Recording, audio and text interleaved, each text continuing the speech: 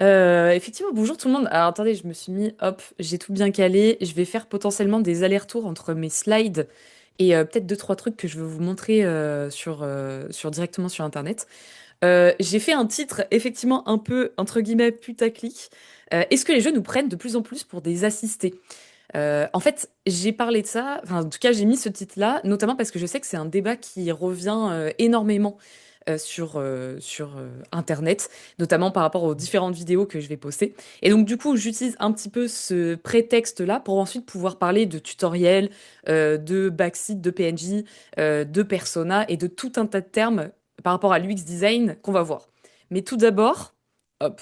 Pourquoi en gros je parle de ce sujet? Déjà parce que les jeux Ubisoft, aujourd'hui, quand on en parle, sont énormément critiqués dans leur méthode d'apprentissage aux joueurs et aux joueuses. Je pense que vous en avez déjà tous entendu parler quand on est en train de discuter avec des gens à droite à gauche, qu'on regarde les retours sur Internet et encore plus aujourd'hui avec le GOTY que Sandfall a remporté avec Expedition 33. Il y a une majorité de joueurs et de joueuses qui critiquent les jeux Ubisoft en disant bon bah voilà, en gros ils nous prennent trop par la main et on en a marre de ce type de jeu.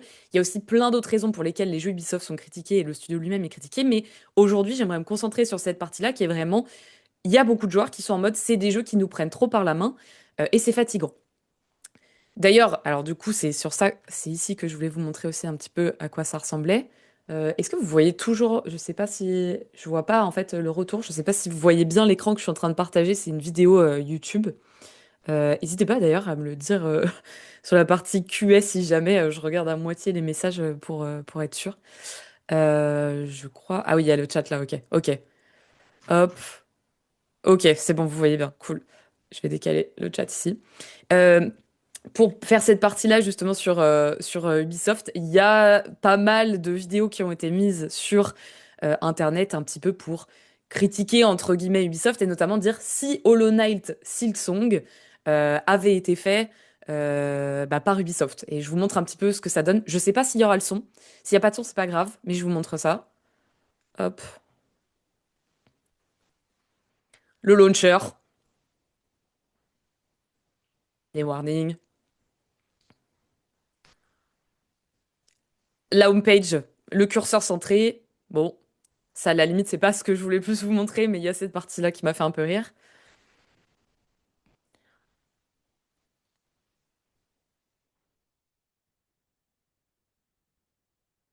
Et toute la partie ensuite qui est intéressante, c'est quand le jeu se lance, euh, le HUD et les tutoriels, les tips, qui vont prendre un petit peu tout l'écran et casser l'immersion.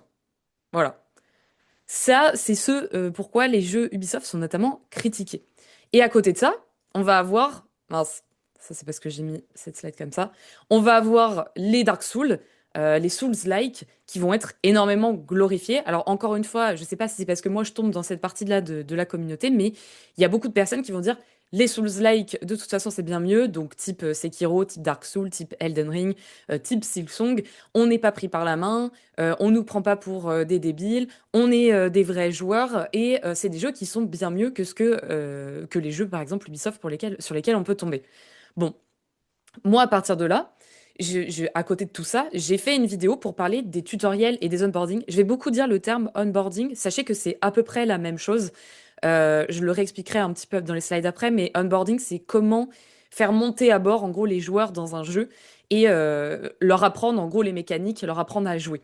Et du coup, c'est un peu pareil que tutoriel, mais c'est vrai que tutoriel a un peu cette définition plus péjorative, entre guillemets. Quand on dit tutoriel, on voit plus grosse pop-up quoi qui va s'afficher, alors qu'un onboarding, c'est pas forcément ça. Donc moi, j'en ai fait une vidéo à côté en disant bah, quelle est la différence entre l'onboarding de Zelda Breath of the Wild et versus d'Elden Ring. Euh, et surtout, si psychologiquement parlant, en UX design, pareil, je vous expliquerai un peu plus ce que c'est le UX design, mais si psychologiquement parlant, on est capable de savoir qu'est-ce que, comment faire pour que le cerveau humain comprenne comment jouer, comment apprendre et faire ça de manière fluide et intuitive, pourquoi tous les jeux font pas les mêmes types d'onboarding? Et donc, du coup, j'ai comparé Zelda, j'ai comparé Elden Ring et j'ai expliqué pourquoi c'était différent. Et j'ai eu beaucoup de retours. Alors que j'ai expliqué ça en expliquant en quoi c'était normal que c'était différent et que c'était hyper intéressant d'avoir des onboardings différents. des retours. Alors, j'ai laissé les pseudos tels quels, hein. Encore une fois, chacun en pense ce qu'il veut et dit ce qu'il veut, il n'y a aucun problème. Donc, n'allez pas embêter ces personnes si vous n'êtes pas d'accord avec. Mais voilà, des personnes qui vont dire les Souls en mode Breath of the Wild, des flashbacks des tréfonds de Ubisoft. Quand on joue à un Souls, on veut pas être pris par la main, on veut apprendre en se faisant défoncer. Certains en ont marre d'être des assistés. C'est justement le but des FromSoft d'être élitistes. Et c'est pour ça qu'on aime les FromSoft. C'est fait pour avoir de la difficulté à réfléchir. Et in fine, le dernier, les Souls, c'est l'apprentissage par la souffrance. Et donc moi, je me suis posé un petit peu une question quand même là-dedans, en me disant, est-ce que, au final, question vraiment ouverte, hein, et c'est d'ailleurs ce qu'un commentaire disait juste avant, est-ce que c'est pas un peu élitiste de se dire, voilà, le Elden Ring et les Souls-like de manière générale, ça doit être des jeux qui ferment la porte à tous ceux qui sont pas capables d'y jouer parce qu'il faut qu'on puisse enfin, qu'on souffre, et c'est tout. J'ouvre cette question-là. Et là, je me prends comme retour. Ça demande pas les mêmes ressources, ça demande de la résilience. Tant mieux si ça l'est. Ça a ramené un tas de monde qui connaissait pas la franchise et ça gueulait pour rendre le jeu plus facile, alors que, bah, en gros, il est déjà plus facile. Et je ne veux pas qu'on casualise une franchise que j'adore. Non pas élitiste, juste pas adapté pour tous les âges.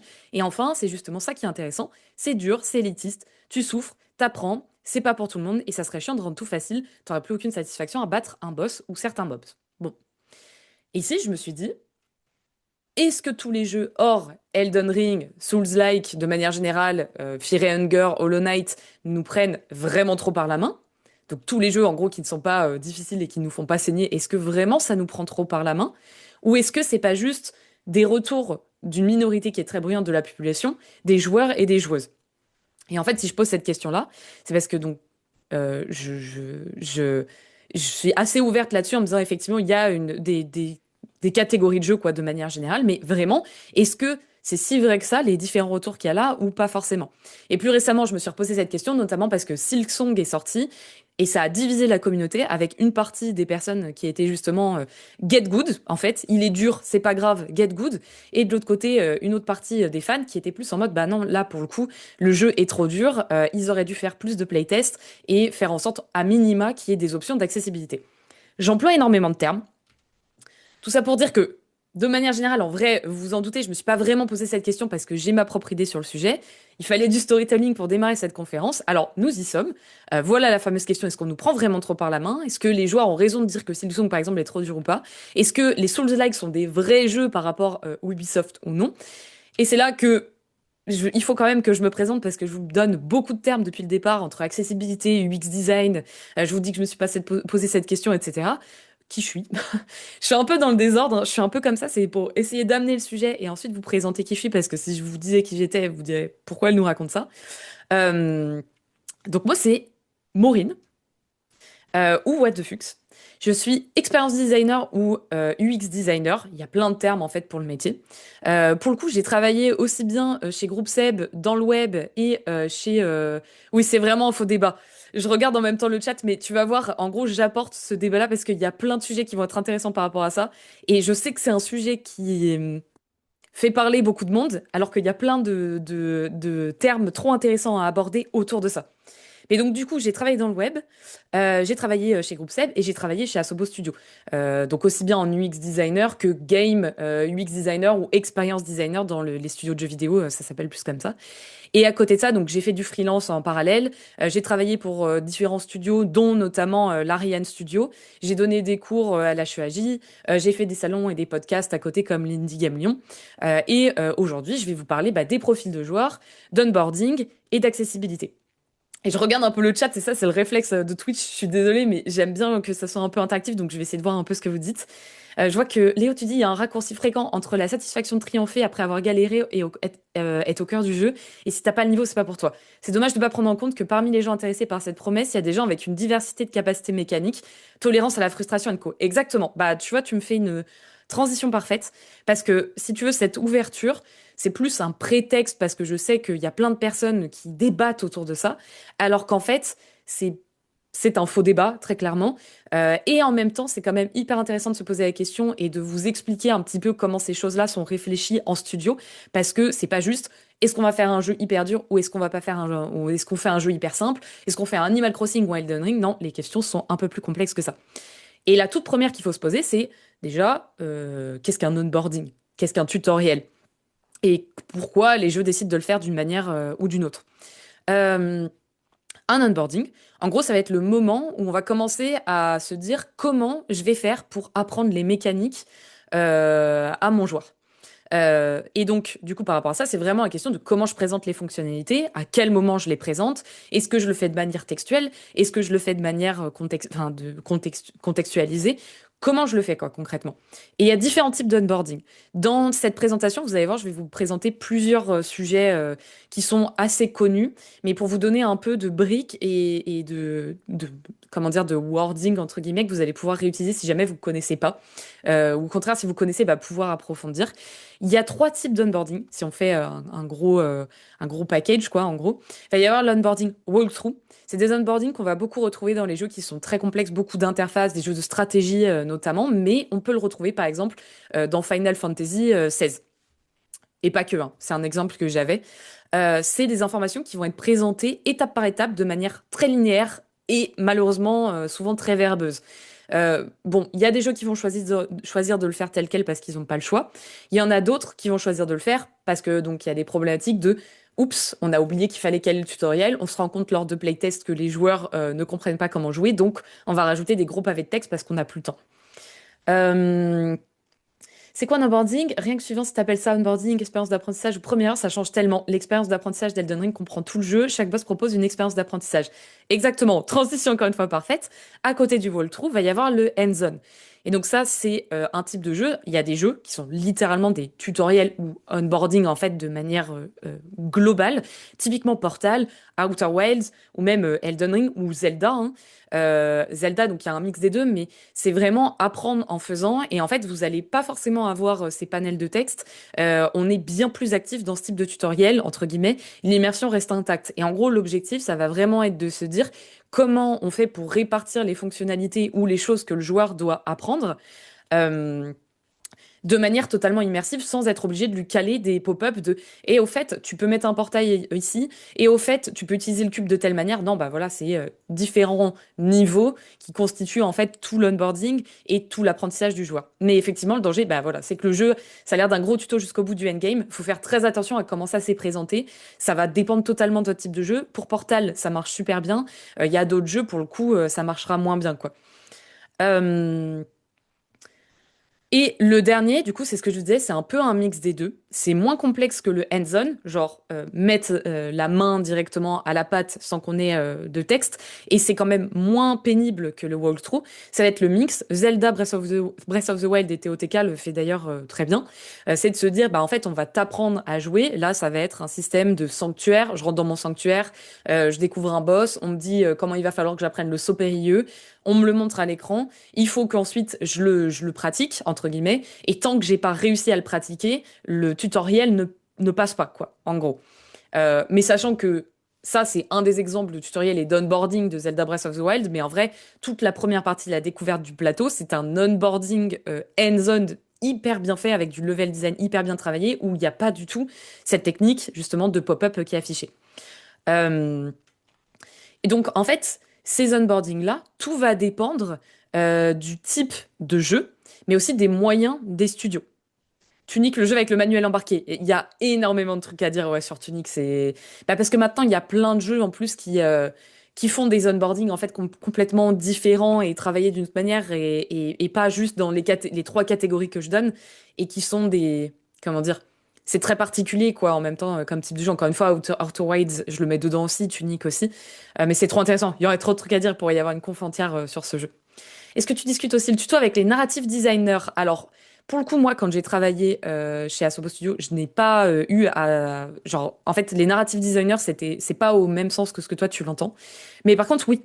Oui, j'ai dû discuter avec différentes personnes pour se dire comment tu introduis les différentes mécaniques, quelle est l'histoire que tu veux faire au global, comment tu l'affiches en fait sur ta timeline et comment tu vas définir à chaque heure de jeu.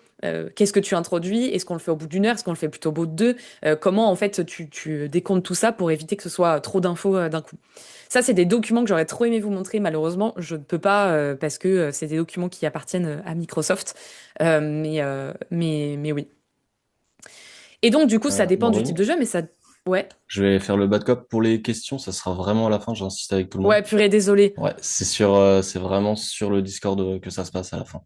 Ok, my bad. C'est vraiment le réflexe Twitch, je suis trop désolée. Pas de souci. Je te laisse continuer. Ok. Va falloir que je vous ignore, my bad. Mais du coup, donc, il y a le type de jeu, mais il y a aussi le type de joueur. Et ça, je crois que quelqu'un le disait justement tout à l'heure dans le chat en disant ça dépend des profils de joueurs. Et effectivement, il y a plein de manières pour déterminer qui sont les types de joueurs. Et ça, j'insiste, moi, c'est quelque chose dont j'ai beaucoup parlé quand j'étais chez Asobo Studio. Les personas, donc les types de joueurs, c'est ce qu'on appelle aussi des personas. Des fois, c'est pas très bien vu par le milieu du vidéo parce que c'est pas compris, c'est vu comme quelque chose de très marketing, mais au-delà de ça, ça permet vraiment de se dire, ok, quand on est dans une discussion justement au sein du studio, on se concentre pas uniquement sur sa propre expérience et ce qu'on aime, mais on va vraiment se dire qui on a décidé de cibler. Et donc à chaque fois qu'on va s'égarer et qu'on va se dire non mais moi j'aime bien cette mécanique, mais moi je préfère ça, moi j'ai vu ça dans tel jeu, je veux ça, et ben on peut se reconcentrer sur justement ces cartes-là de Persona que j'utilise beaucoup dans les différentes vidéos que je fais. D'ailleurs, j'ai oublié, j'ai dit What the Fux quand je me suis présentée, mais effectivement, What the Fux, c'est ma chaîne YouTube où je parle d'UX design. Désolée, j'ai présenté mon profil Maureen, j'ai complètement oublié de dire que ce petit personnage, c'est ma chaîne YouTube. Et donc, du coup, j'utilise beaucoup ces cartes de persona-là, notamment quand je fais différentes vidéos de redesign, pour expliquer pourquoi un redesign a été pensé de telle ou telle manière, pourquoi un design a simplement été pensé de telle manière. Faut rarement se dire, je redesign ou je design quelque chose parce que j'aime bien ça comme ça. Mais c'est vraiment parce que mes joueurs vont être justement des personnes qui sont plutôt casual et vont avoir besoin d'être accompagnées. Parce que justement, va y avoir des personnes qui, au contraire, veulent pas du tout d'accompagnement. Donc, faut qu'il y ait le moins de choses dans le HUD, par exemple. Mais là, je vous parle des interfaces. Va aussi y avoir comment on fait le jeu de manière générale. Et donc, là-dessus, il y a plusieurs choses qu'on peut utiliser. Il y a Quantic Foundry, qui est juste ici. Je crois que, hop, je vais le mettre là. Quantic Foundry qui est juste là, qui en gros est un site, je vous le mets dans le chat si ça vous intéresse. Vous pouvez faire d'ailleurs un test de personnalité. Je crois que la page que je vous envoie là, c'est pas le test de personnalité, mais c'est le résultat que vous pouvez avoir. C'est hyper intéressant parce que vous allez avoir les différents motivateurs des joueurs. Mais à la fin aussi des espèces de gros profils, par exemple pour se dire bah le Slayer ça va plutôt être le profil qui aime les jeux d'action adventure. Le ninja ça va plutôt être StarCraft, Street Fighter, Super Smash Bros, les jeux de combat. Et je sais plus, je crois qu'il y a le jardinier à un moment, qui était peut-être au début, qui va être beaucoup plus les cozy games, Animal Crossing, Stardew Valley, etc. Et donc du coup, c'est hyper intéressant parce que ça vous permet de voir les différents motivateurs, en gros, des joueurs qui vont être, est-ce que vos joueurs préfèrent l'action, le social, la masterisation, la complétion, l'immersion, la créativité, ou au contraire pas du tout, et d'essayer de déterminer un petit peu, bon, bah, ça veut dire que par exemple pour un Elden Ring, c'est des gens qui vont vouloir explorer compléter et être vraiment satisfaits quand ils vont se rendre compte qu'ils ont découvert des choses que personne n'a découvert. Par contre, un joueur Animal Crossing, ça va être bien plus de la créativité. Je crois que c'est plus créativité d'ailleurs Animal Crossing, créativité ou de l'immersion dans un petit monde qui est cosy et autres. Donc vraiment, les besoins sont complètement différents à ce stade-là et vous ne pouvez pas onboarder et créer des tutoriels de la même manière pour un Elden Ring que pour un Zelda. Et pourtant, Elden Ring s'est inspiré de Zelda, mais c'est quand même pas du tout, en tout cas pas tout à fait les mêmes cibles de joueurs. Donc voilà, ça s'appelle des personas. Et si jamais vous créez un jeu ou en tout cas vous analysez un jeu ou quoi que ce soit, je vous incite vraiment à aller regarder Quantic Foundry. Donc ça, c'est les différents profils de personnages que j'avais refait en petite carte pour que ce soit plus accessible qu'un gros site à lire. Mais il y a aussi le Bartle Test. Bartle Test, je crois que j'ai pas le lien. Vous pouvez juste taper Bartle, je vais l'écrire là. Bartle Test. Ah si, attendez, je crois que je l'ai. Et il y a un quiz. Ah oui, il est là. Il y a un quiz à faire aussi. Hop. Mince, j'ai perdu le chat. Je vous ai plus. Je vous ai plus. Désolé. Mais mince, pourquoi je vous ai perdu? Non, c'est pas grave. Il y a le Bartle test que vous pouvez faire. Je vais le mettre ici. Ah, hop là. Euh, Ou effectivement, par exemple, Outer Wild, c'est un exemple. Ils ont pas du tout du UX designer, mais ils ont décidé d'utiliser le Bartle test où il y a différents profils. Le profil des tueurs, le profil des complétionnistes, le profil des personnes qui aiment tout ce qui est socialisation. et l'exploration. Et eux, ils se sont dit, on se concentre uniquement sur les explorateurs et on va faire uniquement un jeu pour les explorateurs. C'est-à-dire, il n'y aura pas de suivi de quête, on va limiter à mort justement les personnages qui vont vous dire quoi faire et on va laisser les gens explorer. Euh, hop. Donc l'objectif, c'est de garder une approche qui est centrée sur l'utilisateur et de guider le développement en assurant que chaque fonctionnalité réponde bien à un motivateur concret. Et tout le monde n'a pas les mêmes besoins. Si je fais un rapide résumé pour que vous compreniez pourquoi j'ai fait tout ce chemin pour en arriver là, c'est que pour répondre à cette question de est-ce que vraiment les jeux nous prennent de plus en plus pour des assistés, on a vu que déjà il y a une manière d'onboarder, il y a différentes manières d'onboarder et ça va dépendre des besoins, enfin des moyens des studios et du type de jeu. Et il y a aussi des profils de joueurs qui vont avoir des besoins complètement différents et donc du coup on va pas pouvoir dire à quelqu'un qui par exemple n'aime pas du tout explorer ou qui a envie de se poser et d'être dans un jeu cosy de jouer et d'apprendre à jouer de la même manière que quelqu'un qui va faire un Silksong. Ça paraît évident dit comme ça, mais je le précise quand même parce que, encore une fois, il y a ce débat de est-ce que les jeux nous prennent vraiment plus par la main ou pas. En différenciant les gens comme ça, enfin les jeux comme ça, la réponse c'est facile, c'est non, mais ça devient tout de suite plus compliqué quand on se dit ouais, mais du coup, s'il y a des gens qui veulent jouer à Elden Ring par exemple ou à Silksong, mais qui sont pas assez forts pour pouvoir y jouer, qu'est-ce qui se passe? Ça, c'est ce que je vous disais. Il y a des personnes qui apprécient le guidage plus plus et donc les jeux Ubisoft vont par exemple plus satisfaire, pas que Ubisoft hein, d'ailleurs. Et il y a des jeux des joueurs qui vont préférer l'exploration, quand d'autres, voilà, enfin, qui vont préférer l'exploration, qui vont être rewardés entre guillemets par justement l'exploration, qui vont pas avoir de soucis à passer énormément de temps sur un jeu, à creuser, à aller regarder sur Internet, à sortir des guides, aucun problème quoi avec ça. Et ça, c'est ce que je vous disais du coup juste avant. Qu'en est-il quand tout le monde veut expérimenter le même jeu, peu importe ses besoins? Ce qui arrive de plus en plus parce qu'on est de plus en plus de joueurs et de joueuses et on est de plus en plus à vouloir tester des jeux euh, qui, de base, potentiellement, ne nous correspondent pas forcément.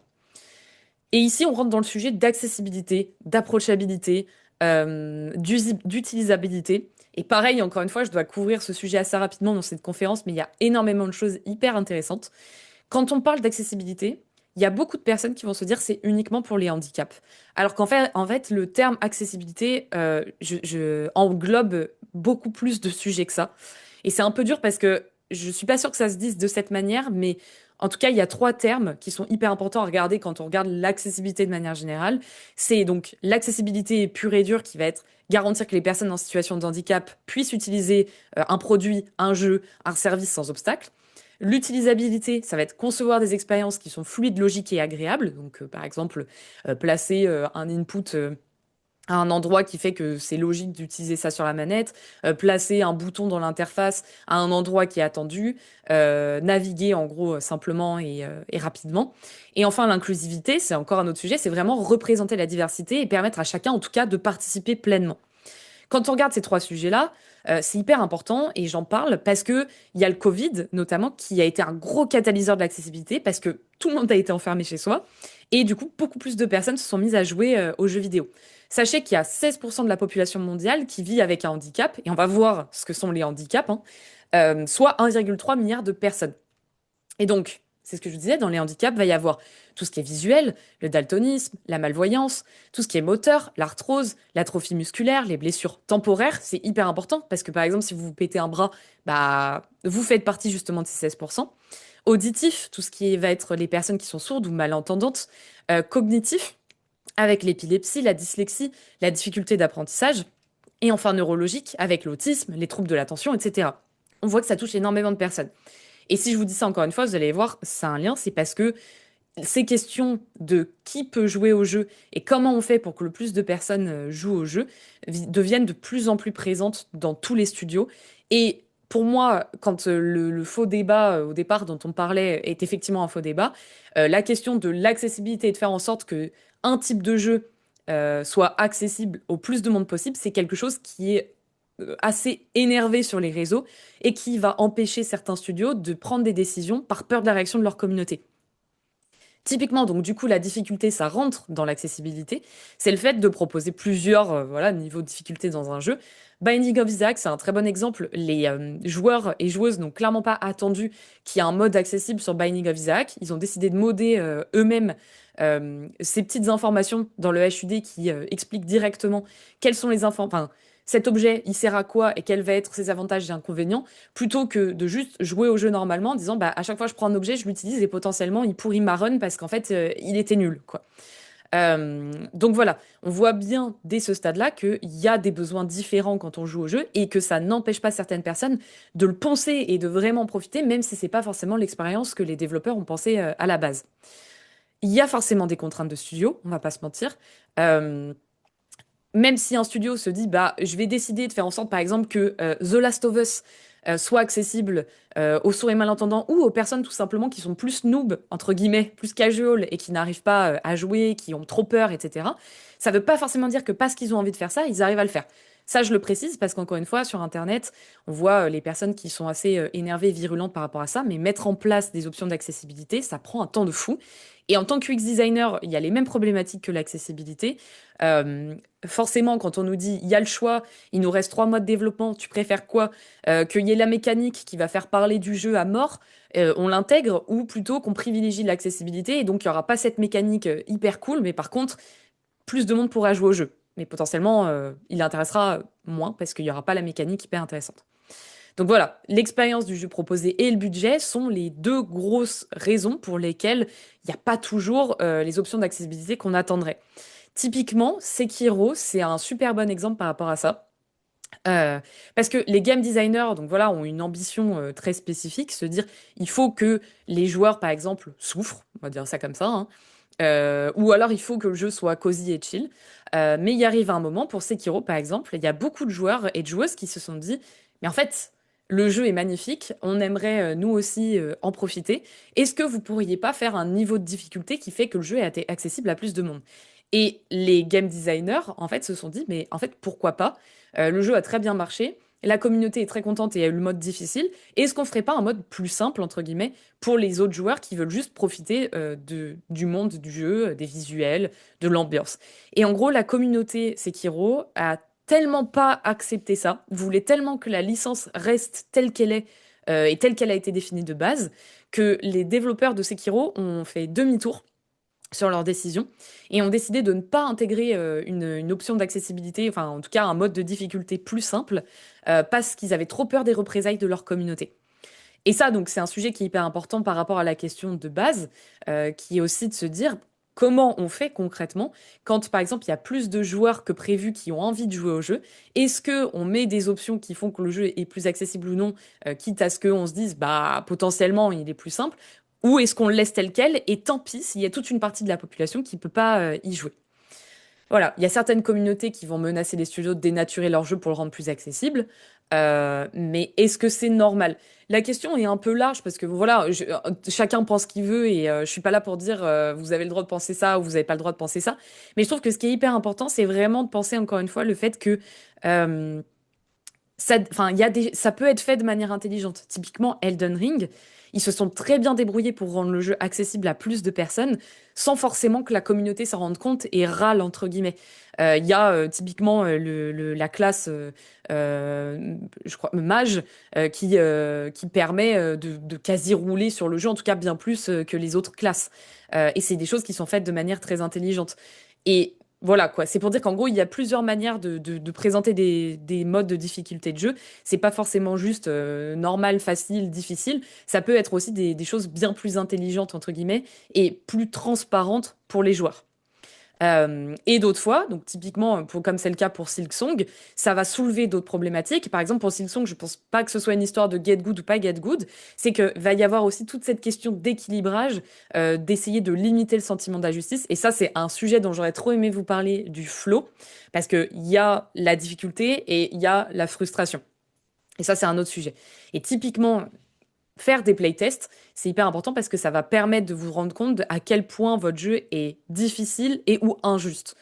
Silksong, je pense qu'ils ont manqué, et d'ailleurs quand on le voit dans les crédits, de playtests pour pouvoir se rendre compte où ils étaient dans la limite de potentiellement difficulté slash frustration. Donc voilà, en gros, pour répondre à cette grosse question de est-ce qu'on nous prend vraiment de plus en plus pour des assistés, C'est bien plus complexe que ça. Ça va dépendre du type de jeu, ça va dépendre des personas, ça va dépendre des intentions GD, ça va dépendre du budget studio, de l'accessibilité. Certes, il y a des jeux qui vont utiliser des méthodes extrêmement simples pour nous accompagner et du coup on a l'impression qu'on est des assistés. Typiquement, c'est le cas, il y a une conférence, c'était à la DevCom, du lead level design de Horizon Forbidden West qui expliquait qu'ils avaient une problématique, c'est que Aloy, si elle parle énormément, c'est pas parce qu'ils avaient spécialement envie de ça, mais c'est parce qu'ils ont leurs playtests sont arrivés trop tard et donc du coup ils ont dû gaver à l'œil de texte pour essayer d'accompagner les joueurs parce qu'en fait ils étaient complètement bloqués. Et c'est pas de la faute des joueurs entre guillemets, c'est que limite elle donnait des informations contradictoires ou le level design n'était pas fait correctement, sauf qu'ils n'ont pas pu le corriger à la dernière minute. Donc il y a toutes ces problématiques là et typiquement la grosse question aussi sur les peintures jaunes. Il faut prendre en compte, en gros, le fait que bah, des fois, les studios ont pas assez le temps, pas assez de budget. Ça ne les excuse pas. Mais en tout cas, c'est pour vous exposer un petit peu cette partie de c'est bien plus complexe que juste dire oui, on nous prend pour des assistés ou non. Des fois, bah, c'est non, malheureusement, ils n'ont pas eu le temps de faire ce qu'ils auraient dû faire et du coup, ils ont essayé de patcher ça, de mettre des pansements sur des jambes de bois un peu comme ils peuvent, quoi. Donc, qu'est-ce qu'on conclut, en fait, concrètement, de tout ça? Euh, tous les jeux doivent pas être unifiés. Ça, c'est clair et net. Chacun, en fait, a sa communauté de joueurs et de joueuses, qui a ses propres besoins et ses propres motivateurs. C'est hyper important que, justement, hop, j'ai retrouvé le chat, que chacun ait comment dire, enfin, qu'il y ait des types de jeux, qu'il y ait des jeux qui soient adaptés à des joueurs et pas forcément à d'autres, etc. Par exemple, un jeu Ubisoft, bah voilà, on en pense qu'on en pense, on aime ou on n'aime pas, mais ça satisfait clairement une population de joueurs des joueuses qui est tout aussi légitime que les hardcore gamers, par exemple, des Souls-like. Euh, et surtout, il faut pas parler d'un point de vue purement personnel. Et ça, c'est le message que je veux surtout vous faire passer aussi bien en tant que joueur, joueuse ou développeur, développeur et développeuse. Quand on crée un jeu, il faut vraiment penser au persona. Et même si, encore une fois, les studios sont assez parfois réfractaires à ça, euh, c'est hyper important de se dire qui va jouer. Parce que ça va vous permettre aussi de faire une liste de mécaniques, de se dire, OK, bah, voilà toute la liste de mes mécaniques, voilà celles qui potentiellement vont sauter parce que ça ne matche pas avec ce que je veux faire dans mon jeu. Voilà potentiellement ce qui pourrait totalement frustrer mon joueur, ou au contraire ce qui pourrait faire qu'il adore, et vous permettre de cutter si jamais vous arrivez à un stade, et ça arrivera, où vous vous dites, malheureusement, on n'a plus assez de temps pour développer tout ce qu'on veut, quoi. L'onboarding aussi, comment vous introduisez les mécaniques et surtout le penser du début jusqu'à la fin. Il y a énormément de jeux qui pensent leur onboarding et leur tutoriel tout à la fin, une fois qu'ils ont fait toutes leurs mécaniques. Et donc du coup, on se retrouve avec encore une fois bah, des situations où c'est pas clair, où les personnages se mettent à parler, font des backseats de fou, où on va avoir justement pareil des PNJ qui vont nous raconter tout ce qu'il faut qu'on fasse, comme c'est le cas par exemple dans God of War, etc., etc. Ça c'est potentiellement un manque du UX design, un manque de playtest et un manque d'anticipation, entre guillemets, de comment introduire les mécaniques. Et enfin, la difficulté, comment calibrer justement cette difficulté? Est-ce que c'est possible de rendre le jeu accessible à plus du monde? Et si vous pouvez pas le faire tout de suite, ou en tout cas si en tant que joueur et joueuse vous vous dites, ah, c'est dommage qu'il ne l'ait pas fait tout de suite, des fois c'est normal. Ça prend énormément de temps déjà de juste développer un jeu tel qu'on l'imagine. Rajouter par-dessus la couche du UX design, ou en tout cas inclure le UX design dès le départ, ça prend encore plus de temps. Et par-dessus encore l'accessibilité, c'est des choses auxquelles il faut penser et essayer comment dire, travailler avec tout au long de la production, en sachant que des fois c'est compliqué de tout intégrer en même temps. The Last of Us, par exemple, ils ont travaillé avec des personnes en situation de handicap et plus pour pouvoir rendre le jeu plus accessible. Ça leur a pris un temps de fou et au départ ils se sont dit, mais en fait c'est en train de gâcher entre guillemets toute l'expérience qu'on pensait pour le jeu, parce que typiquement jouer au jeu avec les zombies qui t'attaquent quasiment plus ou le fait que tu aies énormément d'indices sonores et visuels sur ce qui est en train de se passer autour de toi, c'est plus la même expérience que celle pensée de base. Mais en travaillant avec des personnes en situation de handicap ou juste de difficulté de manière générale, ils ont réussi à voir comment faire. Après, ça prend un temps de fou, quoi. Donc, pour répondre à la fameuse question du départ, est-ce qu'on nous prend vraiment plus pour des assistés? Euh, non. Chaque jeu cible des profils de joueurs et de joueuses spécifiques et s'adapte à leurs besoins. Et on est de plus en plus de joueurs et de joueuses, genre vraiment énormément, les chiffres augmentent énormément, il y a des profils complètement différents. Donc la réponse est bateau, mais au moins on a pu aborder plein de sujets différents. C'est normal que tous les jeux ne nous correspondent pas et c'est pas grave si tous les jeux ne nous plaisent pas. Et voilà. Le plus important, et ça c'est la dernière chose que j'aimerais ajouter, euh, c'est que là, tout ce que je viens de dire, c'est dans le plus beau des mondes, mais il y a des studios qui vont faire, alors je sais pas comment appeler ça, je suis en mode, c'est pas du greenwashing, c'est potentiellement du pinkwashing, je sais plus comment ça s'appelle exactement, mais il y a des studios où on le sent qu'ils essaient de mettre en place plein de choses juste parce que c'est la mode, c'est bien de le faire, et c'est pas forcément bien fait, du coup, c'est pas pensé comme ça aurait dû être pensé, et donc faut faire attention quand même à pas tomber là-dedans. Voilà, j'ai abordé beaucoup de thèmes, beaucoup de wording différents. J'ai essayé de couvrir ça le plus possible pour essayer de parler de l'UX design de manière générale en expliquant que bah, il y a aussi bien les onboarding, les profils de persona, l'accessibilité, l'utilisabilité. J'espère que c'était clair pour vous. N'hésitez pas si jamais vous avez des questions. J'ai vu qu'il y avait pas mal de choses qui étaient passées dans le chat. Je sais pas du coup s'il faut que je lise les questions dans le chat ou s'il faut que j'attende les questions dans le chat dédié. Discord. Ouais. Du coup, Ok, ça va être Discord. ouais, uniquement les questions dans le channel Discord. On a mis le lien dans le chat. Euh, donc, de toute façon, c'est QA, Maureen, Nicole, what the fuck. Et on va faire jusqu'à 50, jusqu'à 10h50 de questions. Ok. Je recommande la conf de. Il y a Léo qui dit, je recommande la conf de Dana Nightingale sur l'UX de Deathloop du Gamecamp 2022 sur YouTube, où elle parle des itérations suite au playtest, du moment où on a du temps et on prend le problème à la racine jusqu'au dernier moment où on met des pansements. Ouais, ouais, ça c'est assez ouf. Et en vrai, mine de rien, en fait, c'est un sujet qui est tellement vaste, ce sujet des onboarding. Même moi, dans les productions que j'ai pu faire, et notamment la plus grosse sur Flight Sim 2024, le sujet des onboarding était assez gros. Et pour le coup, c'est quelque chose qui n'était pas du tout pensé, en tout cas comme on l'a pensé à la base.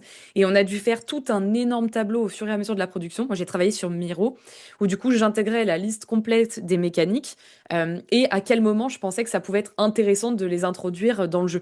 Et donc, il y a aussi bien du travail avec des game designers qu'avec justement bah, les narrative designers, qu'avec les système designers.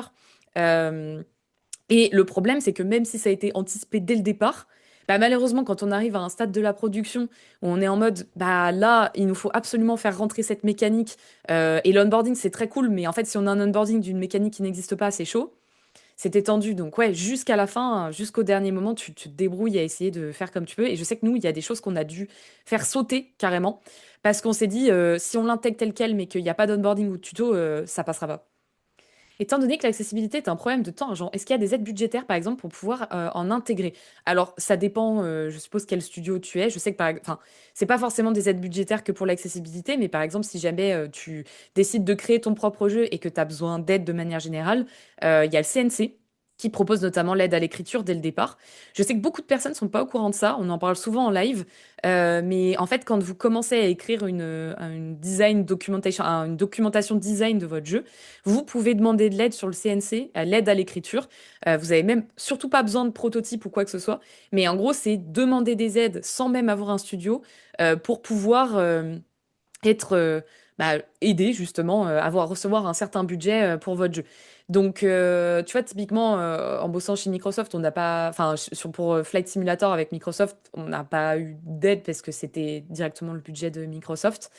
Mais par contre, si tu devs ton propre jeu, il y a à jeter un œil sur le CNC, il y a pas mal d'aides qui sont proposées. Et typiquement, pour intégrer tout ça, ça peut aider, quoi. Est-ce qu'on peut s'attendre des joueurs peu habitués au JV d'aller dans des paramètres pour eux-mêmes activer les options d'accessibilité ou c'est plus intéressant de leur couper le gameplay pour qu'ils fassent le choix de ces options en début de jeu ou en plein jeu? Alors, nous, tu vois, un très très bon exemple, là pour le coup, c'est God of War et même The Last of Us 2. God of War Ragnarok et je crois et The Last of Us 2 qui te proposent dès le départ en fait des options normales, genre en mode je pars juste dans le jeu normal ou je vais régler mes options d'accessibilité. Je pense que pour moi il te faut les deux. Il te faut aussi bien cette partie de genre je peux aller régler mes options d'accessibilité si je le veux. Pareil, début du jeu, quand tu es sur la home, je sais que maintenant il y a de plus en plus de jeux qui vont dire je veux juste profiter de l'aventure ou je veux un peu de challenge. Et tu vois, c'est des wordings qui sont un peu plus cool que juste simple, normal et difficile, si t'as pas d'autres possibilités d'ajuster la difficulté. Et après, là, je parle purement difficulté, entre guillemets. Tu as des jeux, effectivement, qui vont te proposer d'ajuster la difficulté, mais de manière intelligente. Nous, je sais que sur Flight Sim, il y a certains moments, on était capable de détecter si la personne avait beaucoup de crash, si la personne abîmait beaucoup son avion, si la personne ratait beaucoup de missions. Et au bout d'un moment, on lui faisait cette espèce de pop-up un peu immersive, hein. On essayait de faire ça comme on pouvait pour dire, et on voit que t'as pas mal abîmé ton avion. Il y a des options qui pourraient rendre le jeu un peu plus simple. C'est clairement pas le plus optimal parce que ça casse l'immersion. Si tu fais un jeu, par exemple, type à la Resident Evil, tu vas avoir de la difficulté dynamique, tu vois. Donc c'est-à-dire que après chacun pense ce qu'il veut, mais la difficulté s'ajuste automatiquement en fonction de ce que tu as fait dans le jeu auparavant. Resident Evil, c'était un peu gros comme il l'avait fait dans les tout premiers, mais c'était vraiment de se dire, ah, tiens, t'as fait 10 combats où vraiment t'arrives pas à tuer les ennemis, bah la 11e fois tu viens, va y avoir les ennemis divisés par deux, ou en tout cas il y aura pas l'ennemi le plus complexe, entre guillemets. T'as beaucoup de jeux qui font cette difficulté adaptative. Mais le mieux, c'est de faire plusieurs options. C'est de te dire dès le départ, il peut choisir. Au milieu, tu vas pouvoir adapter. Enfin, vraiment de se dire de manière générale en UX design et en accessibilité, il faut pas juste attendre à ce que le joueur spontanément aille revérifier lui-même. Quels sont tes top tips pour un onboarding qui te donne moins le sentiment d'être pris par la main? Par exemple, le level design de BioShock qui initie à des mécaniques et guide la progression pour pas avoir à utiliser une petite flèche ou des panneaux de texte. Alors, en vrai, Léo, euh, moi, c'est un peu compliqué parce que ça dépend totalement du type de jeu. Mais je sais que, par exemple, nous, c'était la répétition qui nous aidait dans Flight Sim. Tu vois, Flight Sim, typiquement, je pense que c'est un exemple de jeu complexe où tu peux pas trop faire des trucs giga immersifs parce que c'est pas pensé comme une histoire, comme un The Last of Us, par exemple, ou comme un jeu de combat, ou comme un Zelda, ou peu importe. Mais nous, en gros, on a misé sur la répétition. Typiquement, répétition et toujours en contexte. Par exemple, je te donne un exemple. On devait onboarder à un moment le fait que à partir de maintenant, ton avion pouvait, quand tu en achetais un, pouvait s'abîmer et il fallait le réparer. Et en gros, ce qu'on a fait, c'est qu'on a fait dans l'histoire du jeu un moment, une nouvelle personne qui est le mécano qui débarque, qui va te parler du fait que tu vas pouvoir justement maintenant acheter ton propre avion. Tu l'achètes, on te laisse l'acheter et tout. Il arrive et il te dit, ah ok, il faut peut-être qu'on vérifie quand même certains composants parce que genre tu l'as acheté mais il n'était pas neuf. Genre il était d'occasion. Donc, vas-y, on va regarder. Et là, tu regardes, on a fait exprès de péter une partie d'une pièce dès le départ, c'est scripté. Donc, du coup, ça fait que le joueur, spontanément, il voit tout seul, ah, il y a une pièce pétée, c'est à ce niveau-là, il y en a qu'une seule, comme ça, t'es pas trop, comment dire, surmené. Euh, le mécano te dit, bah vas-y, répare là. Donc ça veut dire qu'en contexte, t'es en mode, c'est mon propre avion, mon premier, je suis trop content. On me dit pas tout en même temps. Il y a une pièce qui est pétée, j'ai que celle-là à réparer. Et ensuite, on répète plus tard. Par exemple, quand ça va péter, hop, on va intégrer une info en fin de mission de, attention, on a vu que en fin de mission, t'as pété un peu ton avion comme ça. Et on a inclus des notifications aussi dans l'interface. Enfin, en gros, on a essayé de faire en sorte que ça soit pas juste à un seul endroit, mais que tu aies plusieurs moyens de recomprendre ce qu'on t'a déjà expliqué à un certain moment. Donc il y a deux techniques. Faire en contexte, pas tout en même temps, et répéter régulièrement. Ça m'intéresse de savoir comment tu t'adaptes au plan de développement des développeurs concernant l'onboarding, quand il n'est pas possible de pouvoir itérer en playtest très tôt et que malheureusement ça se fait à la fin autour de la bêta. Est-ce que tu as des anecdotes sur des jeux avec suffisamment de budget, j'entends? Alors moi j'ai eu trop de chance parce que chez Asobo, je suis arrivée et en gros j'ai pu accompagner les game designers très vite. Ils avaient beaucoup de besoins sur, si tu veux, ils imaginaient les mécaniques, ils imaginaient quelques flows, mais il manquait des cas d'usage et donc du coup moi je pouvais les soulager là-dessus. C'est-à-dire je disais, ah bah ta mécanique, ok elle marche comme ça, mais qu'est-ce qui se passe si le joueur fait ça? Qu'est-ce qui se passe en mission? Qu'est-ce qui se passe en fait s'il a quitté par exemple et qu'il revient plus tard? Qu'est-ce qui se passe? En gros, je posais 3 milliards de questions. Et eux, ils avaient plus de mal à faire cet exercice. Donc, du coup, j'ai pu les accompagner à faire ces flows-là. Et donc, au fur et à mesure, à me poser moi aussi les questions de comment on va faire pour le faire comprendre aux joueurs. Euh, donc déjà, à ce niveau-là, moi, j'étais intégrée dès le début de la production.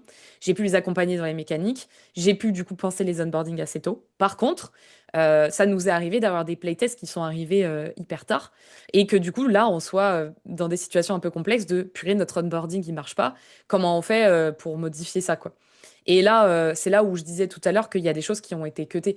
Nous, il y a beaucoup de choses à la fin de Flight Sim qui ont au final été cutées parce qu'en fait, aussi bien l'intégration des mécaniques que des onboarding était un peu trop bancale. Et donc, on a préféré se dire, on réduit les fonctionnalités qu'on avait prévues pour pouvoir mieux intégrer proprement celles qu'on a en tête qui sont primordiales et faire un onboarding propre. Mais, Mais ouais, du coup, quand c'est pas possible enfin, d'itérer en playtest, il y a un autre truc que nous, on faisait aussi, et ça, il y a beaucoup de studios qui le font, hein, c'est essayer de faire des guérillas playtest. Genre, essayer de prendre des personnes qui travaillent pas sur le projet et de leur faire tester rapidement, parce que même si tu te dis, ah, j'en tirerai rien avec trois personnes maximum, mine de rien, t'en tires toujours plus que bah, rien du tout, quoi. Donc ouais, c'est important. Et tu vois, par exemple, l'Ariane, je sais que quand on en avait discuté et quand j'avais fait une mission pour eux, ils avaient eu un souci d'onboarding parce que tout à l'heure, je parlais des profils persona. Typiquement, l'Ariane, la problématique qu'ils ont eue, c'est qu'ils ont ciblé aussi bien les hardcore gamers qu'ils avaient déjà d'avant et les casuals qui voulaient qu'ils viennent sur Baldur's Gate. Et donc, leur onboarding, ils l'ont fait un peu comme ils pouvaient. Mais ils sont au courant que c'est pas fait de la manière la plus optimale possible. Et donc, du coup, l'une des missions qui était donnée, c'était de voir comment faire pour les prochains jeux, pour que bah, les onboardings soient mieux faits, ou en tout cas les interfaces soient plus intuitives, sans forcément qu'il y ait besoin d'onboarding. Je sais pas si j'étais claire. Et rien qu'à voir le word d'accessibilité de Doom The Dark Age, il y a tellement de paramètres possibles pour que le jeu plaise à plus de gens. Gestion de dégâts ennemis, tout était parfait niveau accessibilité pour cibler. Ouais, alors après, encore une fois, t'es pas obligé d'aller aussi loin dans l'accessibilité. Tu vois, je sais qu'il y a beaucoup de personnes qui se mettent une pression de fou en se disant waouh, l'accessibilité, c'est un monde de fou, on n'y arrivera jamais. Mais typiquement, Céleste, ils ont réussi enfin, c'est l'un des premiers jeux indés qui a réussi à mettre en place des options d'accessibilité.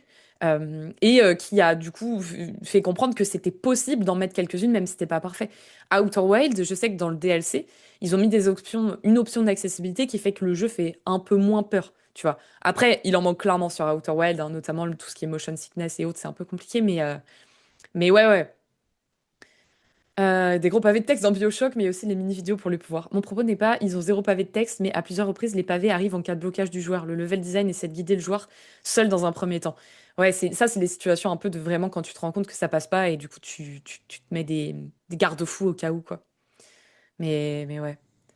Est-ce que le fait que l'ajout de mécaniques pour l'accessibilité soit parfois mal reçu par les joueurs est un problème lié à la communauté? Par exemple, le mode moderne dans Street Fighter 6, ou même le mode avec plus d'accessibilité qui a été cut pour Sekiro. Ouais, alors oui, la communauté de joueurs, c'est un problème des fois. Moi, je trouve que...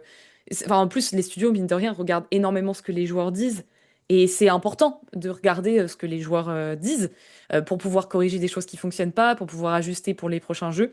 Par contre, je trouve que là où c'est dommage, c'est que les options d'accessibilité, la plupart du temps, n'impactent pas, en tout cas sur des jeux solo, l'expérience d'autres personnes. Et c'est là où j'ai un peu plus de mal à comprendre en quoi c'est dérangeant, parce que au pire, c'est notre expérience de jeu. Et tant que c'est pas des jeux multi, où c'est un peu compliqué à gérer et où ça pourrait casser vraiment l'expérience de jeu, en solo, par exemple, qu'il y a un mode plus facile, je veux dire, ça n'a jamais impacté mon expérience à moi qui ai potentiellement décidé de mettre des jeux hyper difficiles. Mais, euh, mais oui, oui, il y a beaucoup de discussions purée, mais si on fait ça, la communauté va en penser quoi? Et typiquement, tu vois, le cas de Sekiro, ils ont fait demi-tour parce qu'ils se sont dit la communauté va pas vouloir, quoi. Et je trouve que c'est dommage quelque part. Voilà. C'est la communauté de joueurs qui fait du gatekeep, tu penses? Ah, il y en a, ils font du gatekeep. Et le truc, c'est qu'il y a beaucoup de discussions Tu vois, il y a beaucoup de minorités qui font beaucoup, beaucoup de bruit. Et une majorité qui est très silencieuse. Mais il y en a qui font du gatekeep. Et tu vois, dans les commentaires que j'ai mis au début, c'est des gens qui disent c'est ma licence. Et tu vas avoir cette question qui va être posée aussi bien pour l'accessibilité que pour l'inclusivité. Typiquement, The Witcher, quand ils ont annoncé que c'était justement une protagoniste féminine qui allait être dans le prochain, et il y a eu des débats dessus, alors qu'en soi, l'histoire de The Witcher montre que ça te fait totalement sens. Oui, il y a du gatekeep. Mais c'est souvent des minorités qui font beaucoup de bruit, donc il faut juste mesurer. Et le plus important, c'est que les game designers, je pense, restent alignés avec ce qu'ils ont envie de faire et les joueurs qui ciblent, entre guillemets, quoi. Et après, s'il y a plus de personnes qui veulent profiter du jeu, tant mieux. Communauté veut que tout le monde ait la même expérience de jeu, que tout le monde galère sur Malenia, par exemple, c'est normal. Les joueurs ne tankeront pas le fait que quelqu'un puisse arriver et la one-shot en trois coups sans aucune souffrance. Bref, je veux dire, s'il y a quelqu'un qui décide de jouer comme ça, so what, tu vois? Un- Mais je comprends quelque part ce blocage et d'un autre côté, j'en fais tellement pas partie que quelque part, je me dis, écoute, s'il y a des gens qui ont envie de jouer à Elden Ring comme ça et que les devs sont prêts à le faire et ils ont pas prévu, entre guillemets, de mettre en place ça à la place du développement d'un autre jeu, so what, tu vois. Les côtés joueurs, en fait. Non mais ouais. Donc voilà, j'espère que c'était clair pour vous. Et que n'hésitez pas, pareil, j'ai réalisé que j'avais pas mis mon mail, mes liens ou quoi que ce soit, mais n'hésitez pas sur Discord bah, à me poser des questions ou même à m'écrire en MP si jamais vous avez envie, je sais pas, d'avoir mon mail ou les différentes chaînes, parce qu'il y a la chaîne du coup principale où je fais des analyses de jeux et des redesigns. Il y a aussi Twitch où je fais des interviews de développeurs, game designers, enfin designers de manière générale pour qu'ils viennent parler de leur métier parce qu'on entend trop peu parler des différents métiers qui sont hyper intéressants. On entend souvent au global. Donc voilà, n'hésitez pas. Hop, et nickel. Bah, ça va être bon. En tout cas, si vous avez d'autres Top. questions, tu peux peut-être répondre si ça te dérange pas par message. Je sais pas. Ouais, ouais, aucun souci. Moi, je suis disponible, donc si jamais il y a d'autres questions ou quoi, n'hésitez pas. Parfait. Et bah, merci beaucoup, Maureen. C'était trop cool. Merci beaucoup tout le monde et puis bonne journée. Ciao. Bonne journée, ciao.